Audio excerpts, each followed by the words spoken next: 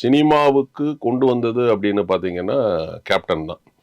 2002ல ரமணா தான் என்னுடைய ஃபர்ஸ்ட் படம். நான் நெறைய இன்டர்வியூல சொல்லியிருக்கிறேன்.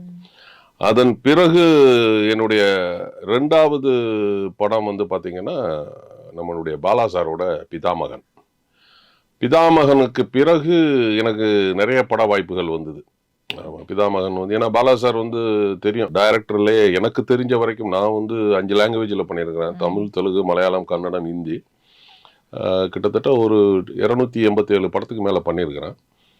ஒரு 170 டைரக்டருக்கு மேல வேலை செஞ்சிருக்கிறேன். தி பெஸ்ட் டைரக்டர் வந்து பாலா சார். நீங்க பாலா சார்ட்ட போய் நம்ம வந்து ஒரு படம் வந்து நடித்தாலே நம்ம வந்து சினிமாவ கத்துக்கலாம். ஏன்னா அந்த ரியாக்ஷன்ஸ் எப்படி குடுக்கணும்? அப்புறம் வந்துட்டு மாடுலேஷன் டெலிவரி எப்படி? பாடி லாங்குவேஜ் எப்படி? அப்படிங்கிறத வந்து அவர் வந்து ஒரு பெரிய ஒரு இன்ஸ்டிடியூட். ஒவ்வொரு விஷயமுமே வந்து சொல்லிக் குடுப்பார்.